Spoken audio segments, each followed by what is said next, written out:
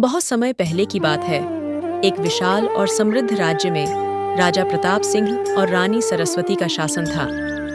राजा प्रताप सिंह अपने साहस, बुद्धिमानी और न्यायप्रियता के लिए दूर दूर तक प्रसिद्ध थे।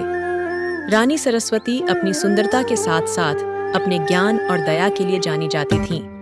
वह प्रजा के लिए एक माँ की तरह थीं और उनकी देखरेख में राज्य दिन प्रतिदिन समृद्ध होता जा रहा था। राजा और रानी का जीवन सुखमय चल रहा था, लेकिन एक दिन पड़ोसी राज्य के राजा ने उन पर हमला करने की योजना बनाई। वह राजा बहुत लालची और क्रूर था, जो अन्य राज्यों पर कब्जा करके अपनी ताकत बढ़ाना चाहता था।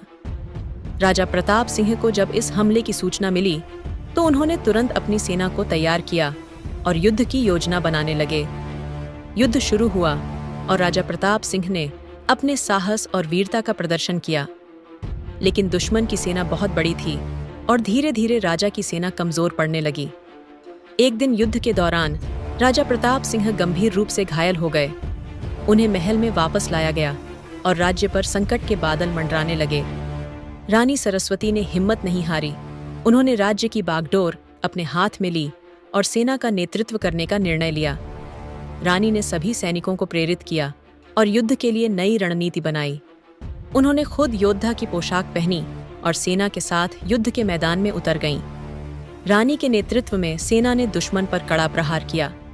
रानी की सूझबूझ और साहस ने दुश्मन की योजना को विफल कर दिया और अंततः पड़ोसी राज्य की सेना को पराजित किया। इस विजय के बाद रानी की वीरता की कहानियां पूरे राज्य में फैल गईं।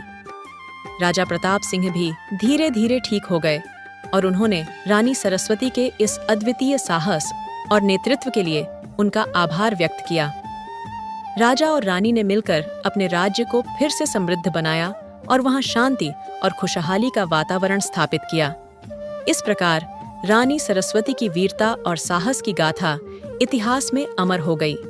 लोग उन्हें एक महान रानी के रूप में याद करने लगे, जिन्होंने न केवल अपने राज्य की रक्षा की, बल्कि यह भी सिद्ध किया कि सच्चे नेतृत्व और साहस का कोई लिंग नहीं होता।